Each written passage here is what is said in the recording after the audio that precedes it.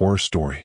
The village was quiet at dusk, the sky melting into shades of orange and purple, while two boys, Ilya and Artem, played their favorite game by the old woods.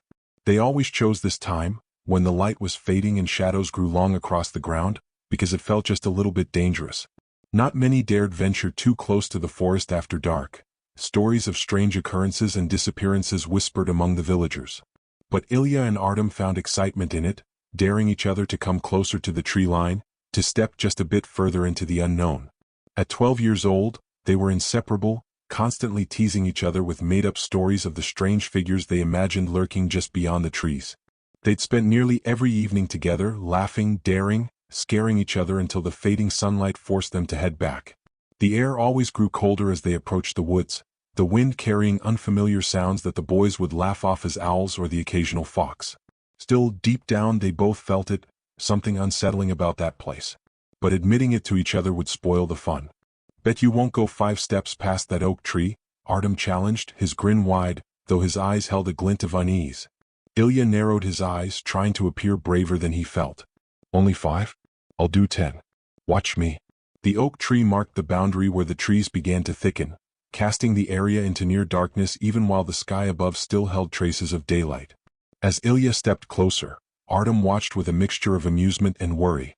He knew this was all in good fun, they had done this countless times before, but tonight felt different. The wind was colder, the shadows seemed deeper, and there was a strange silence that had settled over the woods. Not even the usual rustle of leaves or chirping of crickets. "Come on, 10 steps. You're slowing down," Artem called out, his voice louder than necessary in the quiet. Ilya shot him a glance but didn't say anything, stepping past the oak tree with a deliberate slowness. He counted each step aloud, his voice breaking the eerie silence, but with every step the air grew heavier, almost pressing against his skin. He could feel Artem's gaze on his back, the familiar presence reassuring despite the growing tension. But as Ilya reached his 9th step, something in the shadows shifted. It was subtle at first, a flicker in the periphery of his vision like something darting between the trees. Ilya froze. His breath caught in his throat and for a moment he thought it was just his imagination. He opened his mouth to call back to Artem, to tease him about being scared, but no sound came. His eyes locked on the dark space between 2 gnarled trees ahead of him. Something was there, something that hadn't been there before. "Ilya?" Artem's voice was quieter now, a note of concern creeping in. Ilya swallowed hard, forcing himself to breathe again. "It's nothing," he muttered, though he wasn't sure if he believed it himself. He took another step, his foot landing heavily on the forest floor, stirring the brittle leaves. And then, just as he was about to turn back to Artem, the silence was shattered by a sound that made his blood run cold, a low, guttural growl coming from deep within the woods. It wasn't an animal, it was too wrong. The sound seemed to vibrate through the ground, rattling Ilya's bones, making the hairs on the back of his neck stand on end. He spun around, ready to run back to Artem, but the shadows behind him seemed to have grown, swallowing the path he had just walked. "Ilya, what's going on?" Artem was closer now, stepping toward the oak tree, his voice shaky. Before Ilya could answer, a figure appeared between the trees, just a glimpse of something pale, almost human but too thin, too tall. It moved in an unnatural way as if gliding between the trunks, barely visible but undeniably there. Ilya's heart hammered in his chest as he staggered backward, his breath coming in sharp, panicked gasps. "Run," was all he could manage to shout. Artem, who had been standing frozen in confusion, didn't need to be told twice. The 2 boys bolted away from the woods, their legs pumping as fast as they could carry them. Behind them, the shadows seemed to stretch, reaching for them, and that awful growling sound echoed again, closer this time. They didn't stop until they reached the edge of the village, the warmth of the first streetlights barely touching their trembling forms. Out of breath, they collapsed on the ground, hearts racing, unable to speak for several moments. Finally, Artem managed to choke out, What was that?" Ilya didn't answer. He couldn't. He kept staring back toward the woods, his mind replaying the image of that thing in the trees, its impossible shape burned into his memory. Something had been watching them, following them. Something not human. And now he wasn't sure if it had stopped. The boys had barely made it to the village's outskirts when the terror that gripped them became something far worse. In their blind panic, neither Ilya nor Artem realized they'd veered off the familiar path, sprinting down one of the overgrown side trails that twisted and turned in ways neither had memorized. The narrow dirt paths, which once felt comforting under daylight, were now a maze of shadow, the encroaching trees seeming to close in around them with every step. Their breath came in ragged gasps, the air thick with an unnatural chill that bit at their skin despite the summer heat. They ran side by side at first, but the uneven ground and darkness began to play tricks on them. Artem's foot caught on a tree root and he stumbled, forcing Ilya to slow down as well. "Artem, keep up." Ilya's voice was strained, the fear unmistakable. I can't see anything." Artem gasped, his eyes darting around.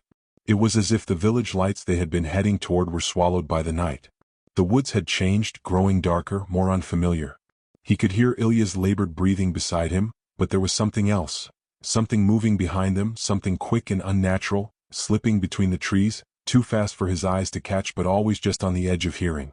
That same low growl from earlier returned, rumbling through the trees like thunder, closer this time, as though the very forest itself was alive and angry. "We need to get out of here," Ilya urged, his voice trembling, but the fear had begun to choke his throat, making it hard to think, hard to plan. "This way." He pointed toward what he thought was the right direction, but in the darkness, it was impossible to tell.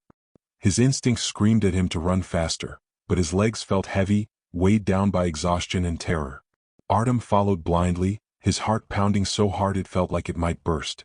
The oppressive silence was broken only by their frantic footsteps and the growing sound of something rustling in the underbrush behind them, closer, ever closer. "Ilya!"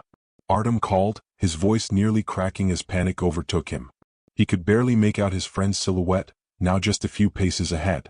The trees loomed large on either side, their branches gnarled like twisted hands reaching out to grab them. And then, Ilya was gone.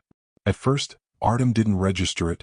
He thought maybe Ilya had darted off to the side, maybe trying to find a better way out. But as he slowed, his breath coming in sharp, painful bursts, he realized the truth. There was no sound of Ilya's footsteps. No labored breathing. Only the oppressive quiet of the forest, broken by the faint growl that still seemed to stalk them. "Ilya?" Artem called out, his voice hoarse. There was no response.